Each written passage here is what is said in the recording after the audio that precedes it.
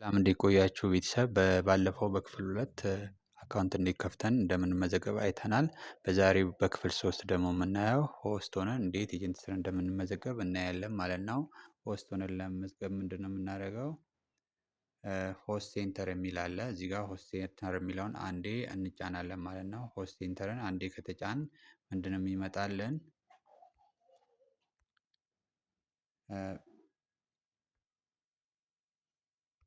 ቢካም ሆስት የሚል አለ። ቢካም ሆስት የሚል አለ። ቢካም ሆስትን አንዴ እንጫናለን ማለት ነው። ቢካም ሆስትን አንዴ ስንጫነው ወደ ውስጥ ያስገባናል ማለት ነው። ምንድነው የሚመጣልን?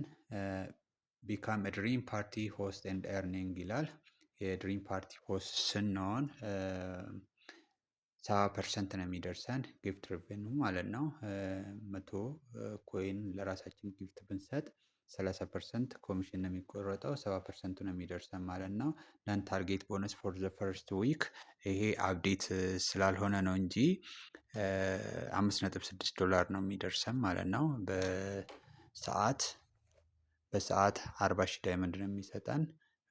በሁለት ሰዓት 80,000 ዳይመንድ ስለሚሰጠን ይሄኛው እናንተ ታርጌት ቦነስ ለመጀመሪያው 7 ቀን $5.6 ይሰጠናል ማለት ነው። ከዛ ዴይሊ ቦነስ እስከ $36 መስራት እንችላለን ማለት ነው። ስለዚህ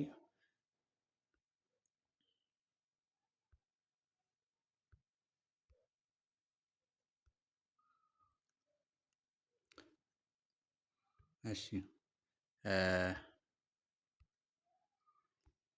ከዛ አፕላይ እንላለን ማለት ነው።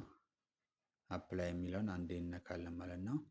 ሆስት ሆነን ለመመዝገብ አፕላይ የሚለውን አንዴ እንጫናለን ማለት ነው። እሱን ከተጫንን በኋላ ምንድነው የሚመጣልን?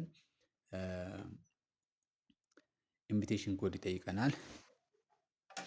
የኤጀንሲ ኮድ ማለት ነው። ስለዚህ ለምሳሌ ከእኔ ጋር መስራት የምትፈልጉ ከሆነ 21613ን ትሞሉና 13ን ትሞሉና ባይንዲንግ የሚለውን ትጫኑታላችሁ ማለት ነው። ባይንዲንግ የሚለውን ስትጫኑ ሆስት ሆናችሁ ማለት ነው። ምን አይነት ፊቸር ነው የሚከፈትላችሁ? ማይ ሴንተር ውስጥ ገብታችሁ ቼክ ታደርጋላችሁ። ማይ ሴንተርን አሁን ገብተን ስንነካ አንዴ ስንጫነው ማለት ነው። ማይ ሴንተርን ስንጫነው ሆስት ሴንተር የሚል ይመጣልናል ማለት ነው። ቅድም ቢካም ሆስት የሚል ነው የነበረው አሁን ሆስት ሆነናል ማለት ነው። ስለዚህ ሆስት ሴንተር የሚል ይመጣልናል ማለት ነው። ሆስት ከሆን ማለት ነው። ሆስት ሴንተር የሚል ይመጣልናል። ስለዚህ አሁን ሆስት ሆነናል ማለት ነው። ስለዚህ ማይ ኤጀንሲ የሚል አለ ማለት ነው። ኤጀንታችንን ለማወቅ እዚህ ጋር እንደምታዩት ማይ ኤጀንሲ የሚል አለ የኛ ኤጀንት ነው ማለት ነው። ሆስት ከሆን በኋላ ማይ ኤጀንሲ የሚል ይመጣል። ከዛ በኋላ ማይ ኤጀንሲ የሚለውን አንዴ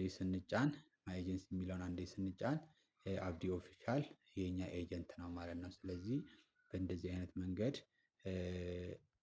ሆስት ሆነን መመዝገብ እንችላለን ማለት ነው። የዛሬው ቪዲዮ ከተመቻችሁ እና አዲስ ከሆናችሁ ሰብስክራይብ እና ሼር አድርጉ ለማለት እፈልጋለሁ። በቀጣይ ክፍል እስከምንገናኝ ቻው።